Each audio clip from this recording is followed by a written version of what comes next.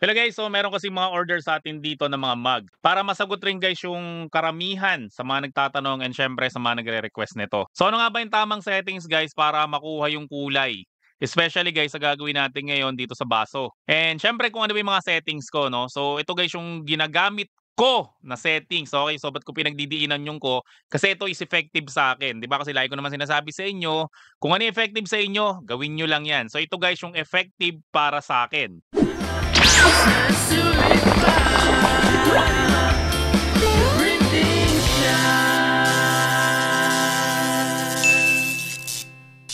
Hello guys! So sa mga hindi nga pala nakakilala sa akin, ako nga pala si Marlon Ubaldo. So nagtuturo ako ng tips and tricks about sa printing business. At kung gusto mo rin guys magsimula ng yung printing business, so may mga package kami na ino-offer. So kung gusto mo guys mag-avail yan, hanapin mo lang kami sa FB, The Printing Shop. At syempre wag kang matakot magsimula, no? Kasi i-guide kita sa pamamagitan ng mga video ko dito sa YouTube. So ito guys, makita ko muna sa inyo yung layout na pinapagawa sa atin.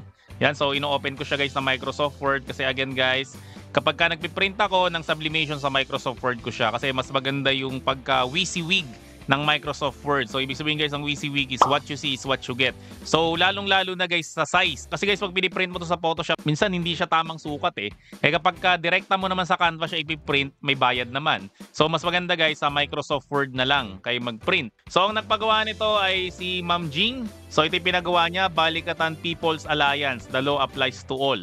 Ganda na ito ah. So, papakita ko sa inyo guys yung tatlong settings na gagamitin natin. Ko-compare natin siya guys, no, kung ano yung mga magiging itsura nila. So, ito guys yung mga gagamitin natin na setting. Syempre, yung unang-una, yung usual na ginagawa natin, di ba? Yung print. Tapos, syempre, hanapin natin yung sublimation na printer, then printer properties natin. Tapos, ang paper type natin guys is naka-matte. Tapos, yung quality natin naka-high. Tapos, syempre, more options natin yan. Tapos, mirror image natin. So, yan guys, yung option number 1 natin ng printout. So, next naman natin guys na gagawin, syempre, ganun ulit. File, then print.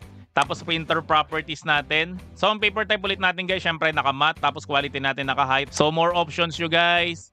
Then dito custom nyo advanced. And ikiklik ko to guys itong ICM. Kasi okay ko lang siya, no. So kung naliligaw ka kung para sa niyang ICM na yan, mas maganda balikan mo yung mga previous na mga vlog ko. Kasi sobrang importante niyan guys sa printing business. Isa rin yan guys sa dahilan, no, para sigurado na yung nasa monitor mo at syempre yung printout mo ay magkamukha guys ng kulay. Tapos syempre ganun ulit, i-mirror image natin kasi nga sublimation printing yung gagawin natin. Tapos okay lang natin, then i-print na natin. Then yung pangatlo guys na gagawin natin, syempre file, then click natin tong print. Tapos ganun ulit, printer properties natin. Then ang pipiliin naman natin dito is premium glossy. Tapos ang quality natin guys is gagawin nating high. Tapos okay natin, then ipiprint rin natin to, no? So yan tatlo na yan guys, pagkukumparahin natin guys yung magiging itsura nila para makita natin guys kung ano ba yung pinakamaganda sa tatlong yan. Hello guys, so konting commercial muna sa mga ayaw na mahirapan sa kanilang printing business. So mas maganda guys, mag-member kayo sa Creative Fabrica kasi nag-offer sila ng millions of files, templates, and fonts na pwede mong gamitin sa yung business nang hindi ka nag-aalala ng copyright. So meron silang in-offer ng free trial. So kung gusto mo guys itong ma-avail, so i-check mo lang yung link sa description section ng video na to. So ito guys, pakita ko lang yung naging output natin doon sa pinrint natin, no? So ito yung automatic and glossy. Ito naman guys yung ICC na naka-matte. Ito naman guys is naka-automatic tas naka-matte siya. Ito guys yung ipiprint dapat natin, no? So ito guys yung naging printout natin. Pero kung titingnan nyo dito sa monitor natin, orange siya. Pero yung naging printout natin ay pula. Yan, no? Dito sa automatic na glossy. So yan, so dark red siya. Tapos dito rin guys sa matte na ICC and syempre dito sa automatic na matte. Yan o, puro pula siya. So hindi natin guys nakuha yung orange dito kasi nga guys dito naging pula siya. So makikita nyo dito guys na kapag ka-glossy ay masyado siyang dark. Yan no, so sana nabibigang hustisya ng camera, no. Pero dito sa nakikita ko sa personal, masyadong dark red to. Tapos sa matte naman guys, mas light siya. Yan no, mas light siya kaysa dito sa glossy. Ito naman guys yung automatic natin na matte.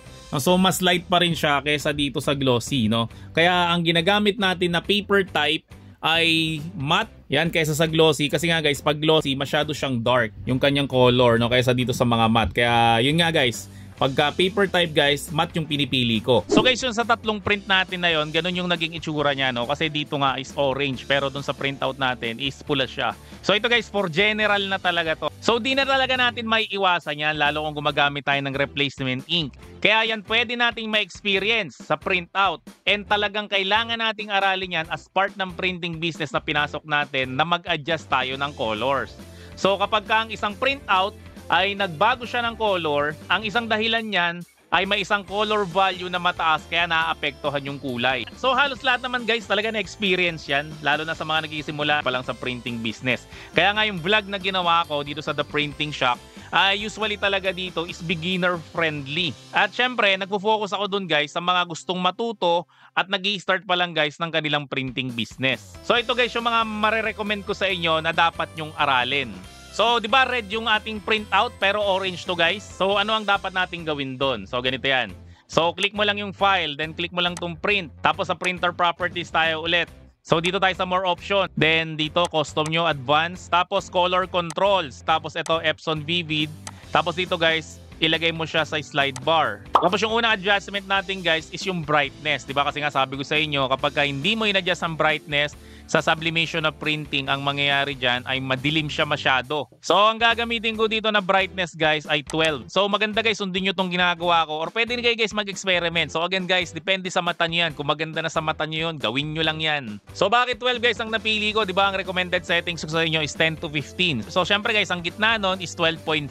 Hindi naman pwedeng 0.5 dito, kaya ginawa ko lang 12. So, dito sa kulay na to, pwede tayo mag-base sa color wheel.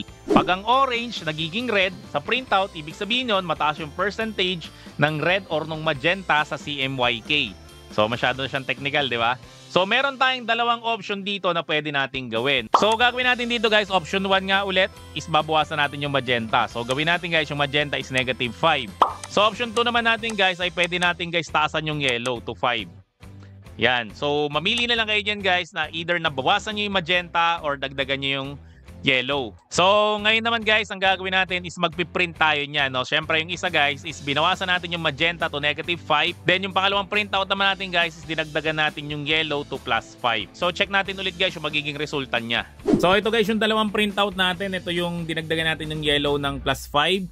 Then, ito naman guys, binawasan natin yung magenta ng -5. Okay, so makikita nyo dito guys na kapag dinagdagan nyo ng +5 yung yellow, yan o, medyo nagiging orange na siya. Halos nagiging kamukha na siya guys nung nasa screen. Then ito naman guys yung ginawa natin ni -5 na magenta. So ganun rin siya. So mas light lang to ng color kaysa dito. Pero kamukha niya din halos guys yung nasa screen. So ito guys yung ginawa natin kanina. Itong matte na automatic. Yan o, makikita nyo dito guys na pula talaga to. No, so sana nabibigyan ng hustisya ng camera kasi kapag sa camera hindi masyadong makita no? Pero yan o, tingnan nyo. So yung nasa taas guys, mapapansin nyo orange na siya. Pero itong nasa baba guys, mapapansin nyo na color red siya. So ibig sabihin yan guys, nakuha natin yung tamang timpla. Kaya guys, nagaya natin yung nasa screen natin. Pero again guys, katulad rin ng like kong sinasabi, hindi mo pwedeng maging kamukhang kamukha yan kasi nga to guys, may backlight to. Ito guys, wala tong backlight. So yun guys, nakita nyo yung resulta nung nagbawas tayo ng magenta and syempre nagdagdag tayo ng yellow. So katulad rin yan guys sa ibang concern na laging tinatanong sa amin na, Sir, bakit yung gray nagiging color green? Ibig sabihin guys, mataas yung value ng cyan nun. So ang pwede nating gawin is i-adjust natin. Ganun ulit gagawin nyo. So print, tapos sa printer properties. So more options you guys. Then dito, custom nyo, advanced. Tapos color controls nyo ulit. Then Epson Vivid. Then slide bar nyo ulit. So pwede nyo guys bawasan yung value ng cyan. So pwede nyo yung gawing -5. Or pwede rin kayo guys, 0 lang natin to. Pwede kayo guys magdagdag ng magenta to +5. Para guys makontra natin yung kulay ng color green. So yung iba naman nagtatanong, Sir, bakit yung blue nagiging purple? So ang gagawin mo dun guys is magbawas ka lang ng magenta. Okay no? So medyo masakit sa ulo yan. Pero pag natutunan nyo na guys magtimpla ng ganyan, napakalaking tulong talaga niyan. Yung iba naman ang sinasabi nila, Sir, yung cream and syempre yung black nagiging green rin sa output. Katulad rin siya guys ng gray. So, 2 options po again natin. So, pwede tayo magbukas ng cyan or pwede tayo guys magdagdag ng magenta. Pero guys, siyempre, ang lagi nating settings ulit ay dapat sa main natin ay dapat ito guys is nakamat. Tapos, i-high nyo siya. So, yan guys yung ginagawa ko na adjustment sa bawat mga printout kapag hindi nga makuha yung kulay Lalong-lalo na guys yung gray na nagiging green. Kasi given na yan guys, kasi nga gumagamit tayo ng replacement ink, no? So kahit anong brand pa ng replacement ink yan. So ngayon guys, alam nyo na yung mga dapat nyong gawin kapag ka hindi nyo nga nakukuha yung tamang kulay dahil nga guys sa ginawa kong video na to. So nung in-adjust nga natin guys, no, yung red kanina na unang print natin naging orange na siya. Syempre mas lalabas pa yung kulay niyan pag na-press na natin siya guys sa mag-press. So meron nga pala kaming ino-offer na 100,000 na printing graphics, templates, and fonts. Pwede mong i-download sa Google Drive. So kung gusto mo guys i-avail to, lifetime access na yan, 199 pesos lang. Pero kung ayaw mo na mahirapan sa pagda-download, pwede nating ilagay yan sa hard drive. Ang halaga nun guys is 2.5. Pero i-PM mo lang kami sa aming FB page, The Printing Shack, at sabihin mo lang na parod mo tong video na to para ibigay sa iyo guys ng 1,500 pesos lang. So guys, ito na yung pinrint natin, no? So ilalagay ko muna to dun sa baso. So pinalitan ng customer yung kanyang layout, no? So nilagyan natin ng border dito. Yan, so idikit ko muna siya sa baso. So ito yung baso natin. And kanina guys, may error ako. So ganito yung nangyayari. So may effect rin pala yun guys, na dapat yung puwetan nandito sa kaliwa, tapos yung may butas nandito sa kanan, no? So kapag ka nakaka-experience kayo ng ganito, pwede yung pagbalikta rin siya, no? So baka naman kasi yung sa inyo nandito sa kanan yung puweta, nasa kaliwa yung may butas. So guys, wag nyo rin kakalimutan na punasan yung baso, no? Pero wag nyo siyang hahawakan, no? So gumamit kayo guys ng malinis na pamunas talaga. Kasi minsan may mga alikabok yan eh. Mga alikabok na yun guys, nakaka-epekto yun doon sa sublimation natin. So yung tangkay niya guys, malamig yan. Pero ito mainit to, no? So wag nyo itong gagayahin, no? Kasi nagmamadali lang tayo, okay? Yan, so alisin ko lang siya. So again guys, mainit tong baso na to. Sobrang init, nakakapaso. Pero yung tangkay niya guys, ay walang init yan. Okay, so ilagay ko muna siya dito. Then ito pa iba kong nilagay. So again, itong puwetan ay nandoon sa kaliwa, sa akin. Yan, tapos i-press ko ulit siya. So ang settings guys, 200 yung kanyang temperature, tapos 150 yung kanyang timer, no? So bumababa talaga yan, normal yan kapag ka nilagyan mo na siya ng baso dito. So ito, i-open ko yung kaka-press pa lang natin, no? So again, mainit to, pero wag niyong gagayahin to. Don't try this at home. Yan, sobrang init nito, kaya hanggang tangkay lang ako eh. Again, nilalagyan natin ng border para mas maganda siyang tingnan. Oh, perfect. So guys, ito na yung nagawa natin. O diba, ang ganda. Tapos nakita nyo guys yung sa gilid, oh. So maganda guys, lagyan nyo ng design ng ganyan, no? So i-push nyo guys sa client nyo na maglalagay kayo ng border para mas maganda guys yung itsura ng baso nyo. Siyempre guys, pag nagustuhan ng kliyente nyo yan, magre-refer yan. Kasi guys, ang referral, dalawa yan. Either na positive or negative na referral. Siyempre pag nagandaan sa gawa nyo yan, i-refer kayo yan kasi maganda yung gawa nyo. Eh kapag ka hindi masyadong nagandaan sa gawa nyo yan, siyempre re-refer rin kayo yan na hindi maganda yung gawa nyo. So kung nilagyan nyo siya guys ng extra effort, siyempre matutuwa yung client nyo. Pag natuwa guys yung client nyo, i-refer kayo niyan as positively. So ito ay compare lang natin siya doon sa screen natin. Yan o, makikita nyo na magkamukha sila, no? Again guys, ito may backlight to, may backlight. Siyempre ito wala tong backlight. Pero kung sa personal to guys, magkamukha silang dalawa. Lalong-lalo na to guys. Ito, yung nahihirapan tayong kunin kanina na nung pinrint natin nung una is color red.